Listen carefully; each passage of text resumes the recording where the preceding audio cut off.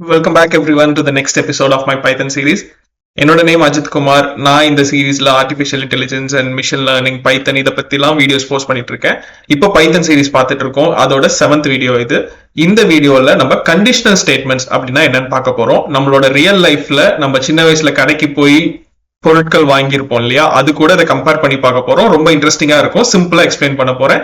So let's get started.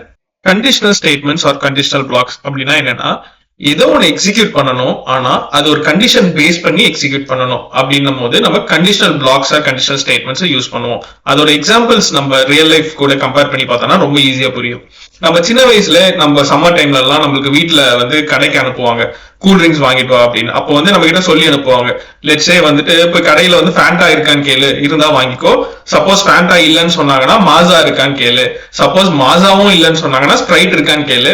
அதுவும் இல்லைன்னா வந்துரு அப்படின்னு சொல்லுவாங்க. சோ ஃபர்ஸ்ட் ஃபேண்டா இருந்தா ஃபேண்டா வாங்கிக்கோன்னு சொல்றாங்க, இல்ல மாசா இருந்தா மாசா வாங்கிக்கோன்னு சொல்றாங்க, இல்ல அதுவும் இல்ல ஸ்ப்ரைட் தான் இருக்குன்னு சொன்னாங்க ஸ்ப்ரைட் வாங்கிக்கோன்னு சொல்றாங்க. இது மூணுமே இல்லைன்னா எதுவுமே வாங்காம வந்துரு அப்படின்னு சொல்றாங்க. சோ ஒவ்வொரு இடத்துலயும் நமக்கு ஒரு கண்டிஷன் இருக்கு பாத்தீங்களா. இப்ப ஃபேண்டா இருக்கான்னு கேளு, இருந்துச்சுன்னா ஃபேண்டா வாங்கு. ஃபேண்டா இல்லையா, நெக்ஸ்ட் என்ன இருக்குன்னு கேளு. மாசா இருக்கான்னு கேளு, மாசா இருந்தா மாசா வாங்கிக்கோ. அதுவும் இல்லையா, நெக்ஸ்ட் என்ன இருக்குன்னு கேளு. ஸ்ப்ரைட் இருக்கான்னு கேளு, ஸ்ப்ரைட் இருந்தா அது வாங்கிக்கோ. அதுவும் இல்லைன்னா எதுவுமே வேண்டாம்னு சொல்லிட்டு வந்துரு. இந்த மாதிரி ஒவ்வொரு கண்டிஷன் பேஸ் பண்ணி நம்ம ஒரு ஆக்ஷன் பண்ண போறோம் இல்லையா. இதுதான் கண்டிஷனல் ஸ்டேட்மெண்ட்ஸ் அப்படின்னு சொல்றோம். இதை அப்படியே ப்ரோக்ராமிங்ல பண்ணி பார்க்கலாம். இப்ப ஷாப் அப்படின்னு ஒரு வேரியபிள் எடுத்துக்கிறேன். லெட்ஸே இந்த ஷாப்ன்ற வேரியபிள்குள்ள ஏதோ ஒரு கூல் ட்ரிங்கை ஸ்டோர் பண்ண போறேன். இப்ப நான் என்ன பண்றேன், பெப்சி இந்த ஷாப்ல நான் ஸ்டோர் பண்ணிட்டேன். இப்ப என்ன பண்ணுன்னா, இந்த கடைக்கிட்ட போயிட்டு நான் கேட்கிறேன், ஃபேண்டா இருக்கா, மாசா இருக்கா, ஸ்ப்ரைட் இருக்கா. இது மூணு இருந்தா மூணுத்துல எது இருக்கோ வாங்கிக்கோ, இது எதுவுமே இல்லைன்னா வந்துரு அப்படின்னு சொல்றோம். இதை நம்ம எக்ஸிக்யூட் பண்ணலாம். கண்டிஷனல் ஸ்டேட்மெண்ட்ஸ்க்கு நமக்கு 3 மெயின் கீவேர்ட்ஸ் இருக்கு. இஃப், எல்இஃப் அப்படின்னா எல்ஸ் இஃப்னு அர்த்தம், அண்ட் எல்ஸ். இது மூணுத்தையும் பேஸ் பண்ணி தான் நம்ம இந்த கண்டிஷன்ஸை ரைட் பண்ண போறோம். இப்ப பார்க்கலாம். First, if shop equal to Fanta. இப்ப என்ன பண்றேன்னா, ஷாப்ல ஃபேண்டா இருக்கான்னு நான் கேட்கணும். அதுக்கு என்ன பண்றேன், இந்த இஃப் இப்படின்னு போட்டா இது ஒரு கண்டிஷன். இந்த கண்டிஷன்ல என்ன செக் பண்றேன், இஃப் ஷாப்குள்ள ஃபேண்டா இருக்கா அப்படின்னு கேட்கிறேன். நம்ம என்ன பண்ணிருக்கோம், ஷாப்ல பெப்சின்னு ஸ்டோர் பண்ணிருக்கோம். சோ ஷாப்ல ஃபேண்டா இருக்கா அப்படின்னு பாக்குறது ஈக்குவல்ஸ் டு போட்டு கேட்கிறோம்.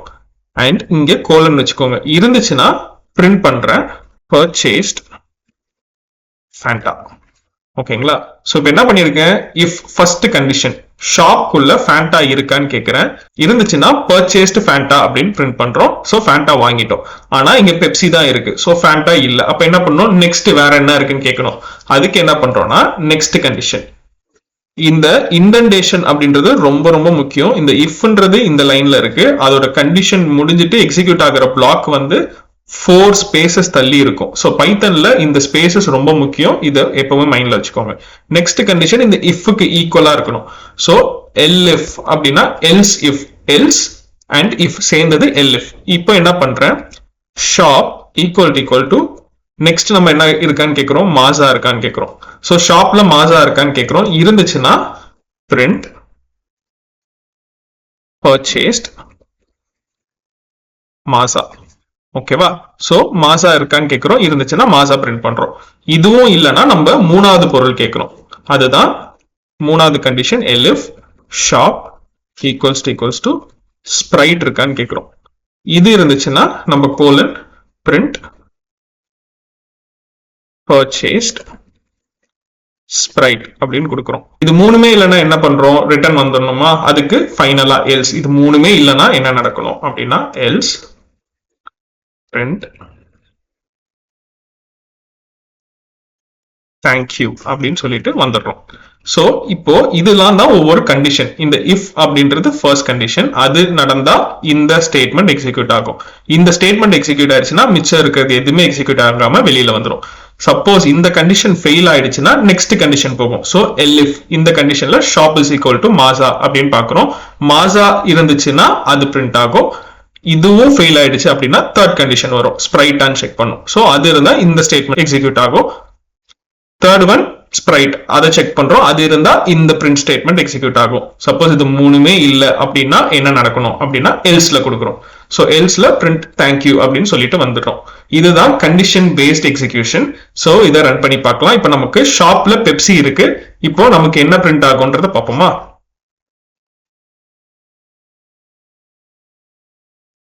இங்க பாத்தீங்கன்னா தேங்க்யூ அப்படின்னு பிரிண்ட் ஆயிருக்கு. ஏன் அப்படின்னா நமக்கு ஷாப்ல பெப்சி தான் இருக்கு. ஸோ ஃபர்ஸ்ட் கண்டிஷன் வரும்போது ஷாப்ல பெப்சி இருக்கும், ஃபேண்டான்றது தான் நம்ம கேட்கிறோம். ஸோ இது ரெண்டும் ஈக்குவல்ஸா அப்படின்னு பார்த்தா இல்ல, நாட் ஈக்குவல். ஸோ இந்த கண்டிஷன் ஃபெயில் ஆயிட்டு நெக்ஸ்ட் கண்டிஷன் போகும். ஸோ ஷாப் ஈக்குவல்ஸ் மாசாவான்னு பாக்குது. பெப்சி தான் இருக்கு ஆனா மாசா கேட்கிறோம். ஸோ இதுவும் ஃபெயில் ஆயிடும். ஸோ அடுத்த கண்டிஷன் வருது. ஸோ ஷாப் ஈக்குவல்ஸ் ஸ்ப்ரைட்டான்னு பாக்குறோம். ஸோ இங்கேயுமே ஃபெயில் ஆக தான் போகுது. ஸோ என்ன பண்ணுது, இது எதுவுமே ரன் ஆகல. ஸோ லாஸ்ட் கண்டிஷன் எதுவுமே இல்லைன்னா என்ன பண்றோம், பிரிண்ட் தேங்க்யூன்னு போடுறோமா? ஸோ தேங்க்யூன்னு பிரிண்ட் ஆயிடுச்சு. இதுதான் கண்டிஷன் பேஸ்ட் எக்ஸிகியூஷன். சப்போஸ் ஷாப்ல வந்துட்டு நமக்கு மாசா இருக்கு. ஓகேவா? இப்போ எப்படி ரன் ஆகுதுன்னு பார்க்கலாம். இங்க கிளியர் பண்ணிடுறேன். இப்போ பாத்தீங்கன்னா பர்ச்சேஸ்ட் மாசா அப்படின்னு வந்திருக்கு. என்ன இருக்குன்னா, சோ ஃபர்ஸ்ட் என்ன பண்றோம், ஷாப்ல ஃபேண்டா இருக்கான்னு கேட்கிறோம். ஆனா மாசா தான் இருக்கு. சோ இந்த கண்டிஷன் ஃபெயில் ஆயிடும். சோ நெக்ஸ்ட் கண்டிஷனுக்கு வரும். ஷாப் ஈக்குவல்ஸ் டு மாசாவான்னு பாக்குறோம். சோ ஷாப்ன்ற வேரியபிள்லயும் மாசா தான் இருக்கு, நம்ம கேட்கறதும் மாசா தான். சோ இந்த கண்டிஷன் ஈக்குவல்ஸ் டு ட்ரூ ஆயிடும். சோ அதனால இந்த பிரிண்ட் ஸ்டேட்மெண்ட் நம்மளுக்கு பிரிண்ட் ஆகுது. சோ பர்ச்சேஸ்ட் மாசா அப்படின்னு இங்க பிரிண்ட் ஆயிடுச்சு. இது பிரிண்ட் ஆனோடனே அடுத்த எந்த கண்டிஷன்ஸும் போகாது, வெளியில வந்துருச்சு. சோ இப்படிதான் கண்டிஷன் பேஸ்ட் ஒர்க் ஆகுது. இதுவே இன்னொரு எக்ஸாம்பிள் வச்சும் பார்ப்போம் நம்ம. இப்போ எக்ஸாம்ல ஒரு மார்க் வந்ததுக்கு அப்புறம் அதுல கிரேடிங்னு கொடுப்பாங்க இல்லையா? லெட்ஸ் சே 100 மார்க்ஸ்க்கு எழுதுறோம். 90 and above வந்துச்சுன்னா ஏ கிரேட், 80 and above வந்துச்சுன்னா பி கிரேட், 70 and above வந்துச்சுன்னா சி கிரேட். இந்த மாதிரி கிரேட்ஸ் கொடுக்குறோம் இல்லையா? இதை எப்படி பண்றதுன்னு பார்க்கலாம். ஸோ நம்ம மார்க் அப்படின்னு நான் ஒரு வேரியபிள் வச்சுக்கிறேன். லெட்ஸ் சே மார்க் வந்து 95 வச்சிருக்கோம். ஸோ இப்போ என்ன பண்ண போறோம், இந்த மார்க்கை கிரேட் பண்ண போறோம். சிம்பிளா எப்படி பண்ணலான்னு பார்க்கலாம். 90 and above வாங்கினா ஏ கிரேட், ஓகேங்களா?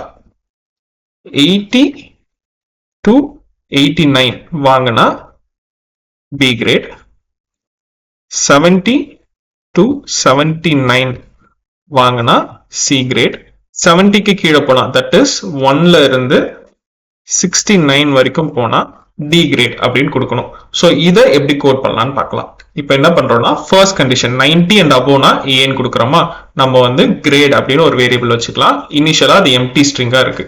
ஸோ ஃபர்ஸ்ட் கண்டிஷன் கொடுக்கலாம், if mark greater than or equal to 90. ஏன் greater than or equal to கொடுக்குறோம்னா 90 and above. So 90, 91, 92 until 100 வரைக்குமே நமக்கு வந்து கிரேடு ஏல வரணும். ஸோ அதனால greater than or equal to 90யும் கன்சிடர் பண்ணோம், அதுக்கு மேல இருக்கிறது கன்சிடர் பண்ணோம். அதனால இந்த greater than or equal to கொடுக்குறேன்.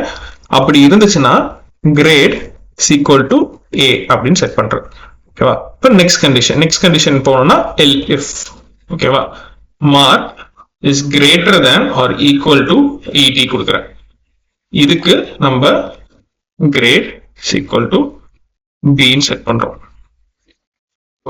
Next grade elif mark greater than or equal to 70 அப்படின்னா என்ன பண்றோம், grade is equal to C grade. இது எதுவுமே இல்ல, 70க்கும் கீழே வந்துருச்சு அப்படின்னா என்ன பண்றோம், டி கிரேட் கொடுக்குறோம். சோ இது எல்லாமே எக்ஸிக்யூட் ஆகல, வேற ஒன்னு தனியா எக்ஸிக்யூட் ஆகணும்னு என்ன பண்றோம், எல்ஸ் கண்டிஷன் கொடுக்குறோம். சோ எல்ஸ் ரெஸ்ட் எல்லாத்துக்கும் நம்ம என்ன பண்றோம்னா grade is equal to D இப்படின்னு கொடுத்துட்டோம். சோ என்ன பண்றோம், ஃபர்ஸ்ட் மார்க் வந்து செக் பண்றோம். 90 and above இருந்துச்சுன்னா கிரேட் ஏ, 80 and above இருந்தா கிரேட் பி, 70 and above இருந்தா கிரேட் சி. இப்போ இது மூணு கேட்டகரியிலயும் வரல, ரிமைனிங் எல்லாத்துக்கும் கிரேட் டி கொடுத்துறோம். நம்ம இது எக்ஸிக்யூட் பண்ணி பார்ப்போம். இங்க கன்சோல் கிளியர் பண்ணிடுறேன். சோ மார்க் 95 கொடுத்துருக்கேன். ஃபைனலா இந்த கிரேட பிரிண்ட் பண்றோம். சோ பிரிண்ட் ஃபார்மேட் யூஸ் பண்ணி பிரிண்ட் பண்றோம். சோ எஃப் போட்டுக்கிறோம். கிரேட் இஸ்,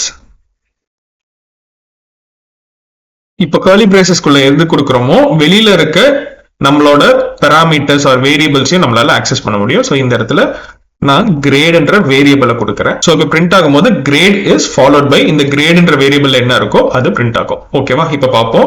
95 இருக்கு, பிரிண்ட் பண்ணி பார்க்கலாம். சோ இப்போ பாத்தீங்கன்னா கிரேட் இஸ் ஏ அப்படின்னு வந்திருக்கு. சோ என்ன பண்ணிருக்கு, 95ன்ற மார்க் எடுத்துட்டு வந்து இங்க ஃபர்ஸ்ட் கண்டிஷன்ல கம்பேர் பண்ணுது. Mark is greater than R equal to 90 அப்படின்னு பார்க்கும்போது எஸ் 95ன்றது 90 விட அபோவாவும் இருக்கு. ஸோ அதனால கிரேட் ஏ அப்படின்னு செட் ஆயிட்டு இந்த இடத்துல கிரேட் இஸ் ஏ அப்படின்னு பிரிண்ட் ஆயிருக்கு. ஸோ இந்த இடத்துல மார்க் மாத்தி பார்ப்போம். லெட்ஸ் சே 81 கொடுக்குறேன். ஓகேவா, இப்போ என்ன நடக்குதுன்னு பார்க்கலாம். ஸோ இப்போ கிரேட் இஸ் பின்னு வந்திருக்கு. ஸோ 81 அப்படின்னு வரும்போது என்ன ஆகும், 81 greater than or equal to 90 ன்னு பார்க்கும். கிடையாது, 81 is less than 90. ஸோ இந்த கண்டிஷன் ஃபெயில் ஆயிட்டு நெக்ஸ்ட் கண்டிஷன் வருது. ஸோ இங்க 81 is greater than or equal to 80 ன்னு பார்க்கும். எஸ், இது வந்து பாஸ் ஆயிடும். ஸோ கிரேட் இஸ் பின்னு செட் ஆயிட்டு இங்க பி செட் ஆயிடும். ஓகேவா, இதே நான் வந்துட்டு 80 கொடுத்து பார்க்குறேன். இப்போ என்ன வருதுன்னு பார்ப்போம். ஸோ இப்பவும் கிரேட் இஸ் பின்னு வருது. ஏன் 80ன்ற கண்டிஷன் இந்த செகண்ட் கண்டிஷன்ல வரும்போது 80 is greater than R equal to 80 பார்க்கும். ஸோ 80 அண்ட் அபோவ் அப்படின்னு செக் பண்றதுக்கு தான் இந்த greater than R equal to அப்படின்னு கொடுக்குறோம். ஸோ இந்த கண்டிஷன் பாஸ் ஆகுது. ஸோ ஒன்ஸ் அகைன் நமக்கு கிரேட் இஸ் பி அப்படின்னு வருது. இப்போ நம்ம இன்னும் கம்மியான மார்க் கொடுத்து பார்க்கலாம். Let's say 40. இதை ரன் பண்ணுவோம். இப்போ கிரேட் இஸ் டி அப்படின்னு வந்திருக்கு. ஸோ ஏன் மார்க் இஸ் 40 அப்படின்னு கொடுக்கும் போது first condition, second condition, third condition இது மூணுத்திலையும் சாட்டிஸ்ஃபை ஆகாது. ஏன்னா இது மூணுத்தை விட 40ன்றது லெஸ் தேன். ஸோ இந்த எல்ஸ் கண்டிஷன் வரும். ஸோ கிரேட்ல டி அப்படின்னு செட் ஆயிட்டு கிரேட் இஸ் டி அப்படின்னு பிரிண்ட் ஆகுது. இந்த வீடியோல கண்டிஷனல் ஸ்டேட்மெண்ட்ஸ் ஒரு ரியல் லைஃப் எக்ஸாம்பிளோட மிக்ஸ் பண்ணி பார்த்தோம். ஸோ ரொம்ப ஈஸியா புரிஞ்சிருக்கும்னு நினைக்கிறேன். இந்த மாதிரி நிறைய வீடியோஸ் என்னோட பைத்தன் சீரீஸ்ல அவைலபிளா இருக்கு, அதுவும் பாருங்க.